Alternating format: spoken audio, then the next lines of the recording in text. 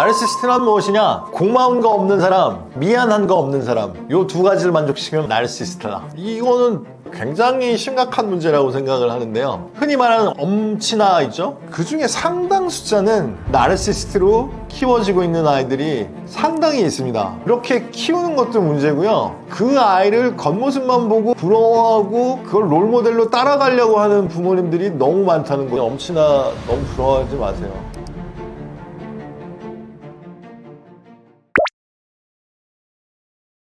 나르시스트에 대한 요즘 얘기가 많죠. 저한테도 그런 질문을 많이 하는데 저는 아주 짧게 답해드립니다. 나르시스트란 무엇이냐? 고마운 거 없는 사람, 미안한 거 없는 사람, 요 두 가지를 만족시키면 나르시스트다. 이렇게 생각하셔도 됩니다. 고마운 거 없고 미안한 거 없고 그게 없으면 주위 사람들을 굉장히 이제 힘들게 하죠. 그렇게 생각하시면 됩니다. 나르시스트로 키운다기보다 이거는 특히 소아정신과 의사로서 굉장히 심각한 문제라고 생각을 하는데요. 흔히 말하는 엄친아 있죠? 학군지에서 학원도 많이 다니고 다니는 데마다 다 잘하고 칭찬받고 우리 아이보다 학원은 2배는 더 다니는 것 같은데 쟤는 하는 것마다 다 잘하는 것 같고 이런 경우들이 있고 그 아이들을 되게 부러워하는 경우가 많잖아요. 우리 아이도 저 아이처럼 됐으면 부러워하는 경우가 많은데 엄마가 짜놓은 스케줄 다 따라가는 그 아이들 중에 정말로 학업 능력이나 성격도 좋고 다 잘하는 친구들 물론 있는데 그 중에 상당 숫자는 그 가족의 내면을 자세히 들여다보면은 고마운 거 없고 미안한 거 없는 나르시스트로 키워지고 있는 아이들이 상당히 있습니다. 이렇게 키우는 것도 문제고요. 그 아이를 겉모습만 보고 부러워하고 그걸 롤모델로 따라가려고 하는 부모님들이 너무 많다는 거, 이거가 굉장히 큰 문제라고 생각을 합니다. 학원 스케줄을 그렇게 따라가는 거하고 나르시스트가 어떤 관계가 있느냐? 실제로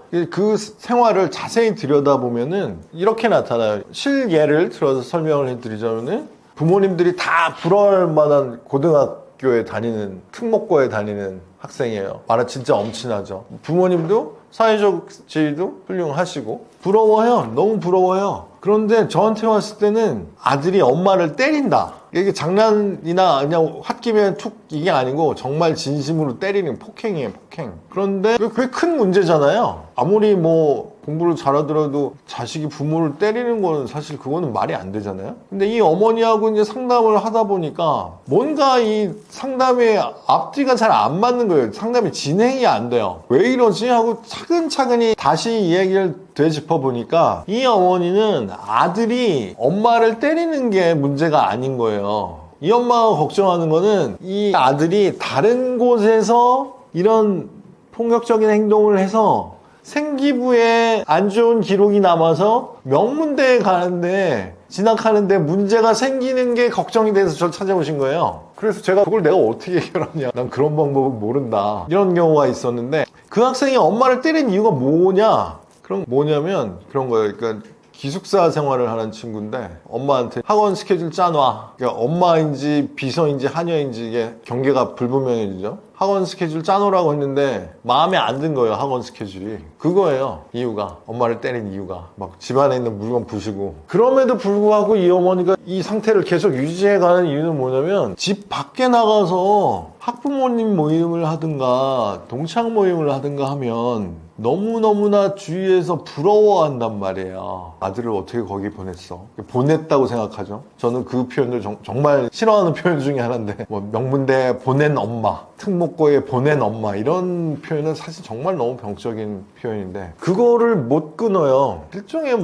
중독이라고 해야 될까? 너무 부러워하는 거죠. 그 모습을, 겉으로 드러나는 그 모습을. 그거를 못 놔요. 근데 그 부러워하던 그 엄마들은 집에 들어가서 자기 아이한테 어떻게 하겠어요? 야, 누구네 집 아들이 이렇게 해서 특목고 갔대, 서울대 갔대, 이렇게 된단 말이에요. 그 나르시스트의 굉장히 심한 나르시스트잖아요. 자기 부모한테도 그렇게 하는 정도면 다른 사람한테 어떻게 하겠어요. 근데 그런 나르시스트의 모습을 모델 케이스로, 롤 모델로 삼아서 따라가려고 하는 경우가 너무 많아요. 이건 큰 문제입니다. 그거 다시 생각하셔야 돼요. 나와 내 자녀 간의 관계를 냉정하게 인간적으로 보고 거기서 판단하면 돼요. 근데 지금 상당수의, 많은 수의 나르시스트 나르시시스트의 그 삶을 모델 케이스로 삼아서 그걸 따라가려고 하는 사람들이 너무 많아요. 너무 많습니다. 그러다 보니까 인간적으로 그걸 못 견디겠는 아이들이 자꾸 이렇게 집안으로 가출을 하는 거죠. 그런 롤모델을 따라가다가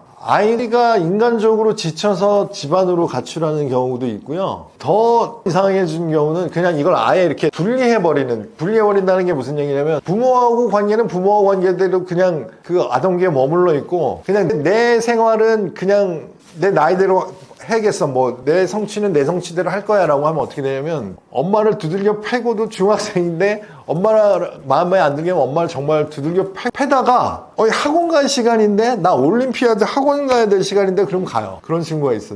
끔찍해요. 정말 그 경우는 보면 정말 끔찍해요. 물론 그 경우에 뭐 아무 일 없이 그런 게 아니라 부모님의 원인도 있긴 하지만 부모님들이 우리 아이는 그냥 이뻐할 때는 애기처럼 막 이뻐해주고 그렇지만 공부는 알아서 잘했으면 좋겠고 라고 하는 게 현실에서 현실로 일어나잖아요. 그럼 그렇게 돼요. 부모 관계는 3살, 2살 때처럼 애기처럼 그렇게 하다가 공부는 네 미래를 위해서 열심히 해야지 라고 하는 게 아이가 진짜로 그렇게 해버리면 그런 괴물 같은 경우가 됩니다. 그런 괴물 같은 경우가 되는 게 너무 괴로워서 아이들이 무기력해지는 거예요. 인간적으로 이건 아니잖아 라고 무기력해지는 거예요. 그래서 집안으로 가출하게 되는 거고요. 그래서 이 엄친아 너무 부러워하지 마세요. 한 케이스만 더 말씀드리면 최고 학군시에 최고 공부 빡세다는 학교에 중학교 여학생을 데리고 부모님이 상담을 오셨어요. 근데 이 중학생이 너무 무기력해요. 너무 우울해요. 그래서 그때도 입원을 해야 되나 말아야 되나 할 정도로 굉장히 우울했는데 그럼 이렇게까지 우울한 이유가 뭐지?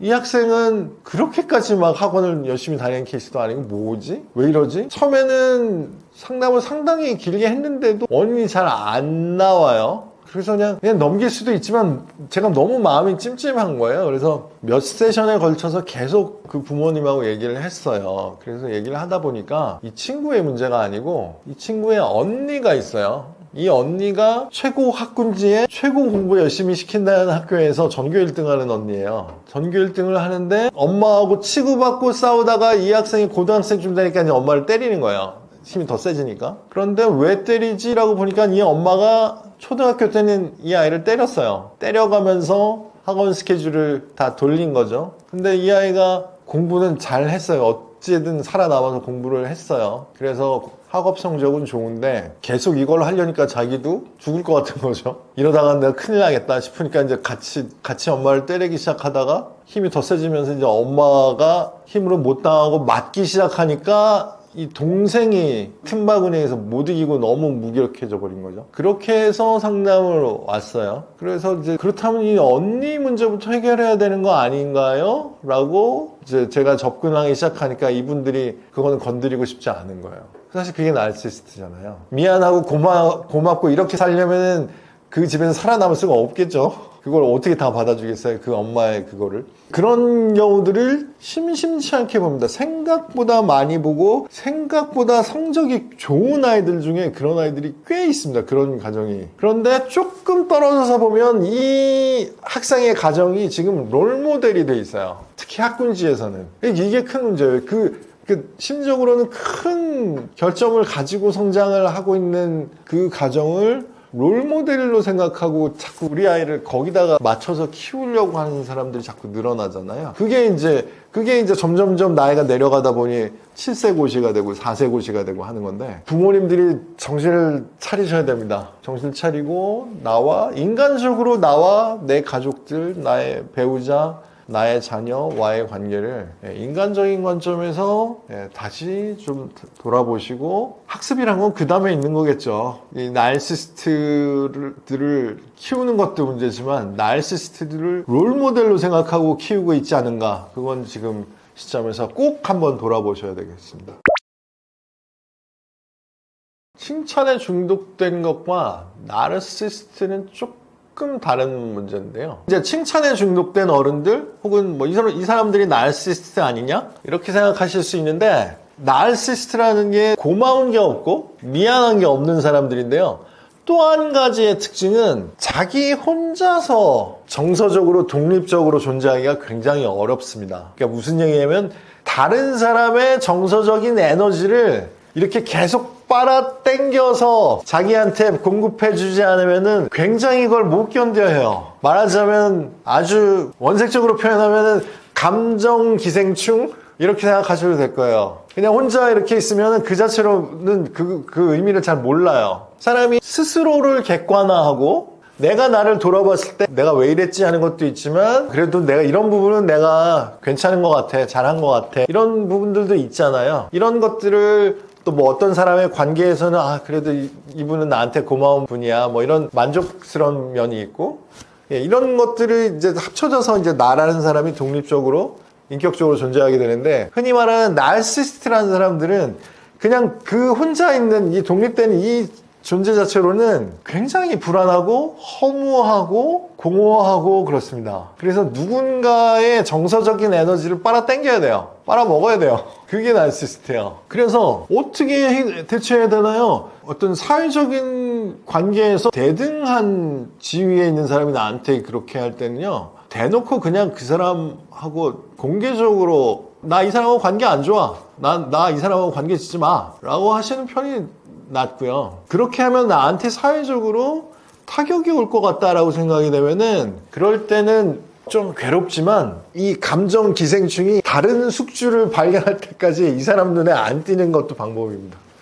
이 사람들은 그냥은 못 지내요. 누군가 있어야 돼요. 누군가 그 사람의 에너지를 내가 빨아올 수 있는 어떤 대상이 필요해요. 그렇기 때문에 내가 이 사람하고 멀리 있으면은 나를 막 찾는 것보다는 주변에 손쉬운 다른 사람을 찾게 돼요.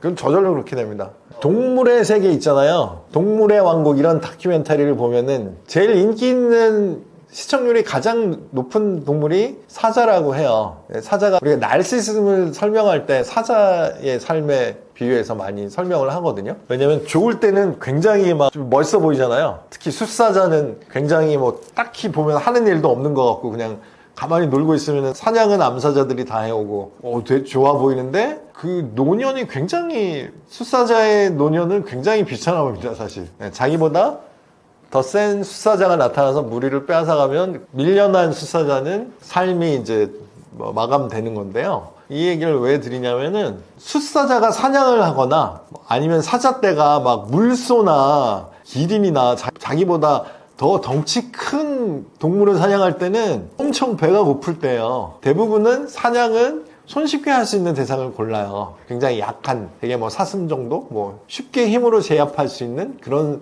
그 사냥감을 찾게 되죠. 그래서 아까 얘기로 다시 돌아가면, 나보다 좀 우월한 위치에 있는 사람이 나를 너무 괴롭힌다 라고 하면은 좀 피해야 돼요. 피하고 약간의 시간을, 그 괴로움의 시간은 조금 견디시면 이 사람은 뭔가 자기 주변에서 나보다 조금 더 손쉽게 괴롭힐 수 있는 사람을 찾습니다. 금세 찾아요. 그 사람들은. 그게 늘 그 삶의 일부이기 때문에. 그래서 내가 어떤, 이 사람이 생각하는, 이 사람한테는 좀 미안할 일일 수도 있는데 이 사람보다 내가 더 만만해 보이지 않으면 이 사람한테 가요. 그거는 자연의 법칙이라 그렇게 돌아갑니다. 근데 그러게 몇 사람을 이렇게 거치다 보면은 좀 문제가 되죠. 또 조직이 좀 작은 조직일수록 뭐 한두 사람 괴롭히고 나면은 이 사람 괴롭힌 사람이 좀 문제가 되잖아요. 대개는 그렇게 해서 문제가 해결되는 경우들이 꽤 있습니다. 만만한 사람과 존중받는 사람의 차이가 무엇일까요? 만만한 사람도 그렇고 존중받는 사람도 그렇고, 어떻게 보면 내가 있고 다른 사람에게, 내가 아닌 타인에게 꽤 잘 해주는 사람인 것 같거든요. 만만하다는 사람도 이 사람이 내 부탁을 안 들어주거나 나한테 뭔가 해가 되는 행동을 하면 만만한 사람이라고 하지는 않을 거예요. 그죠? 만만하다는 거는 그 사람 입장에서는 다른 사람한테 잘 해주는데, 존중받는 사람도 다른 사람한테 어떤 이로운 행동을 했기 때문에 존중을 받겠죠? 그런데 어떤 사람은 만만해 보이고 어떤 사람은 존중을 받는다. 그 차이는 뭐 여러 가지로 설명할 수 있겠지만, 가장 이해하기 쉬운 방법은 뭐냐면, 만만한 사람과 존중받는 사람의 차이는 자기의 자아의 경계가 어느 정도 확립되어 있느냐, 그 차이입니다. 만만한 사람은 자아의 경계가 불분명해요. 그게 무슨 얘기냐면, 어느 정도 선에서 내가 이 사람의 부탁을 들어줘야 되고, 내가 약간 손해보더라도 뭐 다른 사람을 위해서 좋은 일을 해줄 수 있고, 어느 정도 선에서는 거절이라는 게 있어야 되잖아요. 거절이라는 게 없으면 이 사람이 만만한 거죠. 뭘 부탁해도 다 들어줘. 그러면 만만한 사람이 되는 거죠. 존중받는 사람은 거절의 선이 있습니다. 이것까지는 내가 못 해줄 거야. 그렇지만 요 정도까지는 내가 약간의 선의를 베풀어서 너한테 잘해줄 수 있어. 그렇지만 이 선은 넘어오지 마. 그게 있느냐 없느냐의 차이예요. 내가 만만한 사람인지 존중받는 사람인지 잘 모르겠어요 라고 하면은 만만한 사람일 가능성이 훨씬 높죠. 그렇게 생각하시면 될 겁니다. 무례한 사람을 만났을 때 대처하는 방법이, 일단 저는 상담에서 내 대인관계에서 내가 호의로 되어 있는데 어떤 사람이 나한테 해로운 행동을 한다. 어떻게 해야 될까요? 저는 크게 두 가지로 나눠서 설명드리는데, 가족이나 가족에 준하는 아주 가까운 관계, 가까운 관계에서 무례한 사람, 사회적인 관계, 뭐 직장이든 직장보다 조금 더 나하고 약간 거리가 있는 관계에서 무례한 사람, 크게 두 가지로 나눠서 말씀을 드리는데요. 먼저 직장이나 직장보다 더 먼 관계에서 무례한 사람을 만났을 때 제일 좋은 방법은 일단 무시죠. 그 사람하고 접촉을 줄이는 거죠. 대개는 반응을 보이지 않고 내가 그 사람의 무례한 행동에 내가 흔들리지 않는다는 걸 보여주면, 약간의 시간이 지나가면 그 나한테 무례하게 행동했던 사람은요, 다른 희생양을 찾아갑니다. 대개는 그렇게 해결되는 게 가장 나한테 상처를 덜 남기는 방법이에요. 특별히 잘못한 게 없는데 나한테 굉장히 공격적이나 무례하게 대하는 사람은 이렇게 생각하시면 돼요. 항상 누군가 그 사람이 공격할 대상을 찾고 있는 사람을 생각하셔도 돼요. 그렇기 때문에 어떤 내가 운 나쁘게 그 사람의 어떤 레이더에 걸려서 나를 괴롭힌다? 라고 했을 때, 물론 뭐 내가 그 사람의 행동을 컨트롤할 수 있는 힘이 있는 상황이면은 굳이 당할 필요가 없지만, 대개 이런 경우에는 뭔가 나보다 우월한 지위나 우월한 힘을 가지고 어느 정도 가지고 나한테 무례한 행동을 하는 경우가 많기 때문에, 제일 좋은 방법은 다른 타겟을 찾아서 옮겨갈 때까지 그 사람과의 거리를 최대한으로 둔다. 이게 조금 거리가 있는 관계에서 무례한 사람을 대처하는 방법이고요. 가족이나 가족에 준하는 관계에서 나한테 무례하다? 라고 하면은 그거는 상호적인 무례함인 경우가 훨씬 많거든요. 무슨 얘기냐면 나도 그 사람한테 무례하게 되어 있을 가능성이 상당히 높습니다. 가족 등에서 아주 친밀한 관계에서 갈등이 생겼을 때는 거리가 너무 가까운 거예요. 거리가 가깝다는 것이 무례하다, 예의가 없다는 것과 거의 동의어라고 생각하셔도 됩니다. 가족에서는, 가족이나 연인이나 뭐 그런 데서는 거리가 너무 가까우면 예의라는 게 필요가 없어요. 예의라고 하면은, 예의라는 것은 다시 말하면 너무 가까운 거리라고 해서 너무 가까워지면 곤란한 일들이 발생하기 때문에 그것을 미리 예방하기 위한 하나의 매뉴얼이라고 생각하셔도 돼요. 예의라는 것이. 그래서 너무 가까워지지 않게 그래도 서로 적당한 거리를 두고 잘 지낼 수 있도록 인류 문화가 발전해 온 것이, 그것이 예의라고 생각하시면 돼요. 그래서 너무 가까운 사이에서 예의가 없다라고 하면 그 사람이 굉장히 이상한 사람이어서 그랬을 가능성도 물론 없는 건 아니겠지만 굉장히 낮고, 서로 거리가 너무 가까워져 있지 않냐. 예를 들면 그런 경우가 있어요. 청소년 상담이었는데 딸이 고등학생이고 이제 어머니가 딸하고 왔어요. 근데 딸이 너무 엄마한테 막말을 하는 거예요. 근데 또 좋을 땐 맨날 붙어 다녀요. 뭐 쇼핑도 같이 가고 어디 가도 같이 가고. 그러는데 집에 와서 조금 수틀리면 딸이 엄마한테 너무 막말을 하고, 엄마도 뭐 화나고 같이 막말하고. 그래서 이건 좀 너무하다. 그래서 한 가지 제가 이제 제안을 드렸죠. 엄마하고 얘기할 때 고등학생 정도 됐으면 존댓말을 해보는 게 어때? 존댓말 하면서 욕하기는 쉽지 않잖아요. 존댓말을 해보는 게 어때? 라고 하니까 이 딸이 반응을 보이는 게 아니고 이 어머니가 굉장히 크게 반응을 보이세요. 그걸 두렵다는 거예요. 딸이 나한테 존댓말을 하는 게 두렵대요. 이게 너무 확 멀어지는 것 같대요. 그래서 이 어머니에 대해서 조금 더 자세히 물어보니까 이 어머니도 학생으로 치면 외할머니죠. 친정어머니한테 존댓말을 못하는 거예요. 그러니까 거리가 너무 가까운 거죠. 딸하고의 관계를 친정어머니하고도 계속 거의 비슷한 관계예요. 그래서 그러면 친정어머니한테도 좀 존댓말을 해보세요 라고 하니까 그건 도저히 못하겠대요. 거리가 멀어질까 봐 무서운 거죠. 그런 원리를 생각하시면 될 거예요. 그러니까 너무 붙어있고 이게 떨어지는 거, 약간의 거리가 생기는 것도 두려워하는 정도로 딱 붙어있는 상황이면은 무례하게 돼요, 서로. 그 상황에서 아무리 예의를 지키려고 애를 써도 그거는 물리적으로는 어렵습니다. 그것이 거리와 예의의 관계라고 생각하시면 될 것 같아요. 적절한 좌절이라는 책을 출간하고 나서 주위에서도 이 질문을 많이 받는데요. 적절한 좌절이라고 하니까 이게 뭐지? 궁금하기도 하고 자세히 들여다보니 적절한 거하고 좌절하고 이게 모순되는 거 아닌가? 질문을 많이 하시는데 적절한 좌절이라는 것은 아동기에서 학동기로 넘어가는 이 과정을 넘어가기 위해서 거쳐야 되는 이 과정인데요. 아동기에서 학동기로 넘어가게 될 때 큰 차이는 뭐냐면 학교를 가야 되잖아요.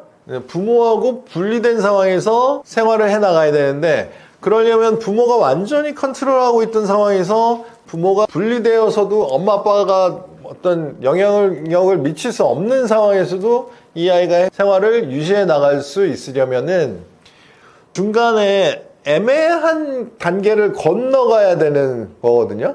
요거를 내가 부모가 케어를 해줘야 되는 건지 아니면 그냥 알아서 하도록 내버려 둬야 되는 건지 어디까지 좀 위험을 감수하고라도 좀 거리를 두고 좀 내가 떨어져서 봐야 되는 건지 그게 불분명한 시기가 있어요.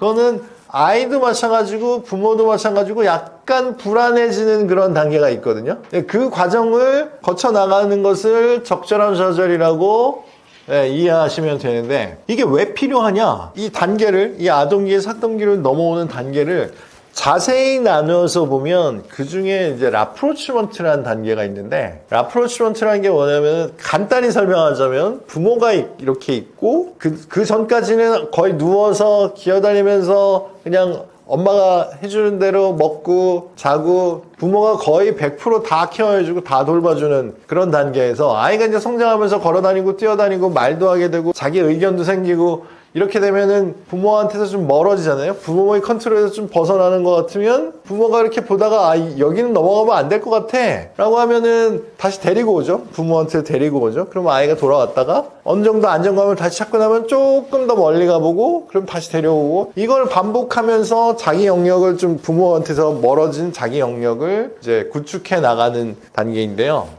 부모님들 중에 굉장히 완벽주의적인 성향을 가지신 분들이 있잖아요. 그런 분들 중에 굉장히 위험에 민감한, 어느 정도 민감하냐? 부엌에서 국을 끓이고 있다 그러면 아이가 부엌 쪽을 쳐다보기만 해도 불안한 이런 경우들이 있어요.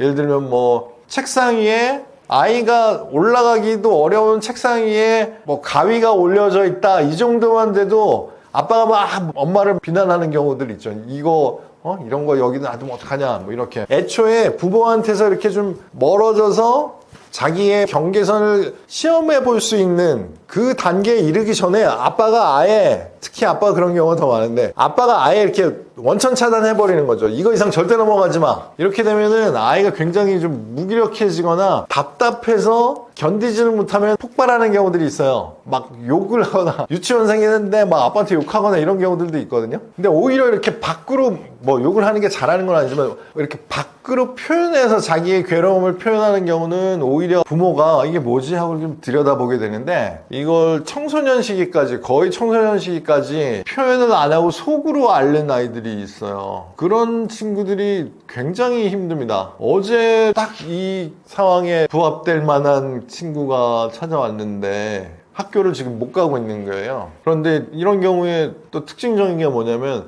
아빠가 굉장히 이 어떤 원칙이나 바른 생활, 아빠가 특히 너무 바른 생활인 분들이 이런 경우가 있는데 조금이라도 원칙에 벗어나는 경우는 이걸 얘기를 하면 더 크게 화를 내니까 엄마가 아빠한테 얘기를 못 해요. 이 친구가 지금 1년 반째 학교를 결석하는 날이 거의 절반인데 아빠는 그걸 모르고 있어요. 그렇게 되면은 이 학생을 도와주려면 엄마 아빠 두 사람이 필요하잖아요. 엄마가 이제 해결하기에는 선을 넘어섰고 근데 아빠한테는 지금 아직도 엄마가 얘기를 할지 못할지를 결정을 못한 이런 경우들이 있는데요. 적절한 좌절이라는 것이 왜 필요하냐 하는 것은 성장 발달에 영양소가 필요한 것처럼 적절한 좌절이 신체 발달에 있어서는 필수 영양소에 해당한다 이렇게 생각하시면 될 것 같습니다. 제가 소아성심과 진료를 시작한 지 올해가 20년 됐는데요. 이제 그 20년 동안에 겪어왔던 경험이나 저의 전문 지식이나 이런 것들을 좀 많은 분들한테 드리는 것이 어떤 의미가 있겠냐. 뭐 저 말고도 훌륭하신 소아정신과 선생님들이 굉장히 많은데 내가 굳이 뭐 책까지 출간해서 혹은 뭐 방송에 출연해서까지 그렇게까지 활동을 해야 되나 하는 거를 꽤 긴 시간 좀 고민을 했었거든요. 그런데 이 적절한 좌절의 개념이 없이 성장하고 육아하고 사회에 진출하고 하는 사람들이 제가 진료를 해오던 20년간에 굉장히 많이 늘어났습니다. 그래서 제가 한 사람 한 사람 진료실에서 만나서 한 사람 한 사람씩 이거를 알려드리는 것은 한계를 좀 넘어섰구나라는 걸 깨닫고 나서 이제 이 작업이 시작이 돼서 여러분께도 책으로 방송으로 이 개념을 설명드리게 되었는데요. 제목에서 적절한 좌절이라는 제목에서 조금 어렵게 느껴지거나 조금 두렵게 느껴지거나 그렇게 느끼실 수도 있을 텐데 자세히 이 내용을 보시면은 그냥 인생에서 누구나 자연스럽게 겪게 되는 그 과정을 조금 더 이해하기 쉽게 전해드린 거다라고 보시면 될 겁니다. 그렇게 어렵거나 두려워하실 필요가 없어요. 생각보다는 쉽게, 특히 아이들은 잘 해나갑니다. 그 부분은 아이들을 믿고 내 자신을 믿고 이 과정을 차근차근히 진행하시다 보면 정신적으로 심리적으로 많이 성장한 자신을 발견하실 수 있을 겁니다. 감사합니다.